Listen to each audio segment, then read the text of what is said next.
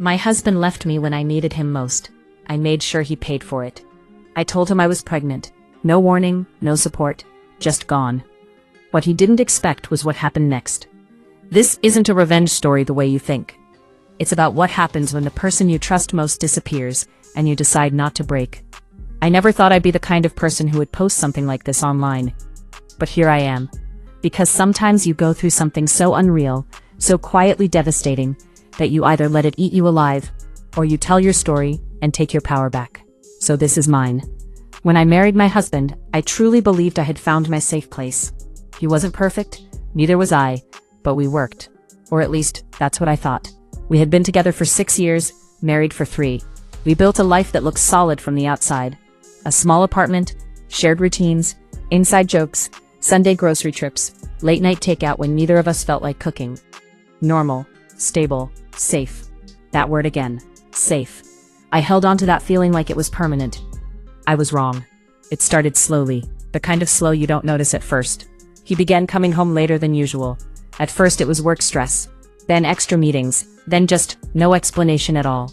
And honestly, I didn't want to be that suspicious partner. Looking back, I can see the signs were all there. The emotional distance, the way he stopped asking how my day was, the way conversations became shorter, colder. But at the time I convinced myself this was just a phase. Marriage goes through phases, right? That's what everyone says.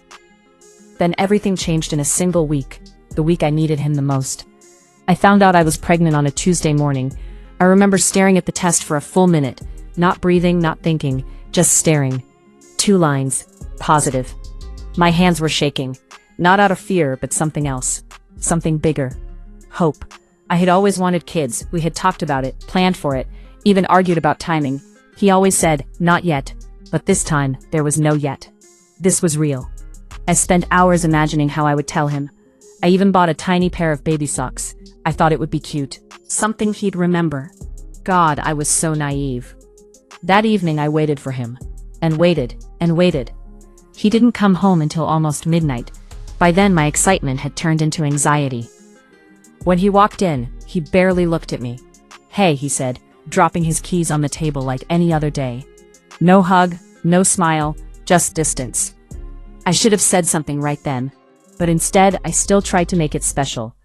I handed him the small box with the baby socks inside. He looked confused. Then he opened it. And for a brief moment, I saw something on his face. Shock. But not the good kind. What is this? He asked. I laughed nervously. It's for us. I'm pregnant. Silence. The kind of silence that doesn't feel empty. It feels heavy. He didn't smile. He didn't hug me. He didn't say congratulations. Instead, he just sat down and ran his hand over his face like I had just told him something terrible. We're not ready for this, he said. Not, I'm scared. Not, we'll figure it out. Just that. We're not ready. My heart sank. I know it's unexpected, I said softly, trying to stay calm. But we can make it work. We always do. He didn't respond right away. Then he looked at me, really looked at me, for the first time that night. And what I saw in his eyes wasn't love. It was frustration. I can't do this right now, he said. I blinked. Do what? This? A kid. Responsibility. All of it. My chest tightened. This is our child, I said, my voice breaking slightly. And then he said something I will never forget. Then maybe you shouldn't have kept it. I felt like the floor disappeared under me. What? I whispered. You heard me, he said, cold now, detached. You should have talked to me first. I just found out this morning, and you decided already. It's not just my decision, I said, my voice rising. It's ours. He shook his head. No, this is on you. That was the moment something inside me cracked. Not dramatically. Just quietly, like glass under pressure. The argument got worse after that, much worse. He started listing reasons. Money, timing, his career, his stress. Everything except the one thing that mattered. Us. Or the baby. I tried to reason with him. I tried to remind him of the plans we once made, the names we once joked about, the future we once dreamed of. But it was like talking to a stranger. Finally he stood up. I need space, he said. My stomach dropped. Space? Right now? Yes. You're leaving? I can't deal with this tonight. I remember grabbing his arm. Please don't go, I said. Not like this. He pulled away, not gently, not lovingly, just pulled away. I'll come back when I'm ready to talk, he said. And then he walked out. That was the last time I saw him as my husband. The next few days were a blur. He didn't come back. He didn't call. He didn't text. Nothing. I tried reaching out at first. Messages like, "Can we talk? I'm scared. Please just come home." No response. Not even a single word. I went to my first doctor's appointment alone.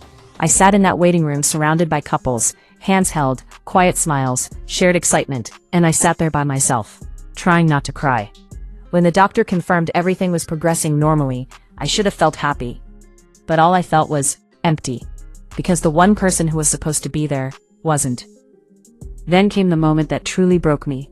About a week later, I finally got a message from him, just one line. "I think we should separate."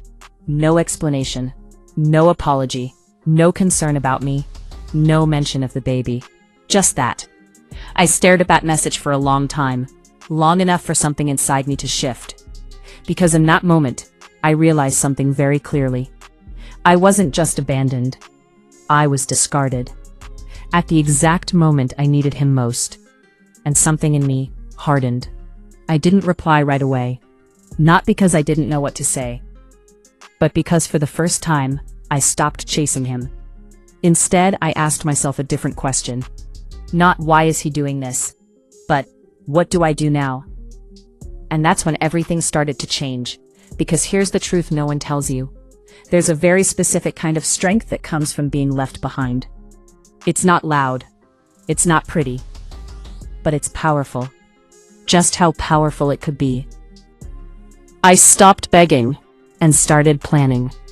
I didn't reply to his message right away. Not because I didn't have anything to say, but because for the first time since all of this started, I understood something clearly. Chasing him was never going to bring him back, and even if it did, why would I want someone who could walk away from me like that? From us like that? So instead of typing out another emotional message, I put my phone down, and I let the silence sit. The first few days after that were strange. Painful, yes, but also quiet. No walking on eggshells. Just me. And the growing life inside me. I wish I could say I handled it all with strength and dignity right away. I didn't. I cried a lot, at random times, while brushing my teeth, while eating, while trying to sleep. Because grief doesn't follow a schedule. But something else started happening too.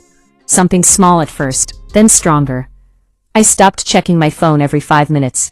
I stopped rereading our old messages. I stopped imagining what I could have said differently. And slowly, my thoughts shifted, from him to me. I started asking practical questions. How am I going to do this?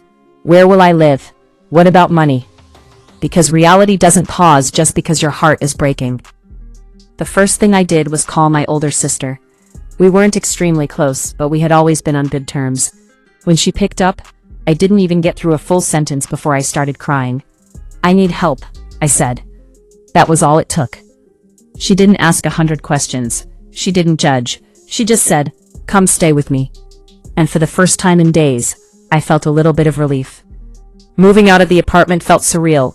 I packed my things quietly, folded clothes, wrapped dishes, took down the small pieces of a life that no longer existed. His side of the closet was still full. His shoes still by the door. His coffee mug still in the kitchen. But he wasn't there. And somehow, that made everything feel colder than if he had been. I left the keys on the table and walked out. At my sister's place, things were different. Warmer, messier, but alive. She made sure I ate. She sat with me when I couldn't sleep. She didn't force conversations, but she was always there. And slowly, I started to feel like I could breathe again. About 2 weeks later, I finally replied to his message. Simple, okay. That was it. No questions, no pleading, no emotion. And that's when something interesting happened. He responded almost immediately. "What do you mean okay?" I stared at the screen for a second. Then I put the phone down. Because suddenly, I wasn't the one waiting anymore. He sent another message.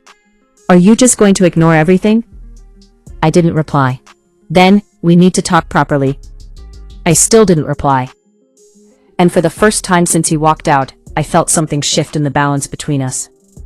Because people expect you to chase them when they leave. They expect tears. They expect desperation. They expect to matter. But silence? Silence makes them uncomfortable. And I was done making him comfortable. A few days later, he called. I almost didn't pick up. But something told me I should. "Hello?" His voice sounded different. Less confident. More cautious. "Hey," he said. I didn't respond right away, not to be dramatic, just to let the moment settle. "We should meet," he said, "to talk." Not emotionally. Logically. "About what?" I asked. There was a pause. "About everything," he said. I almost laughed. Because everything now included a whole reality he had chosen to ignore. Public place. We agreed to meet at a cafe. Neutral ground. When I saw him again, I barely recognized him. Not physically. But energetically. He looked uneasy. Like he didn't quite know how to approach me anymore. Good. We sat down, ordered coffee. And for a few seconds, neither of us spoke. Then he sighed. "I didn't handle things well," he said. That was the closest thing to an apology I was going to get. "No," I said calmly. "You didn't." He looked surprised. Maybe he expected me to soften, to comfort him, to make it easier. Not this time. I was overwhelmed, he continued. I needed space to think. "Take your time." He blinked.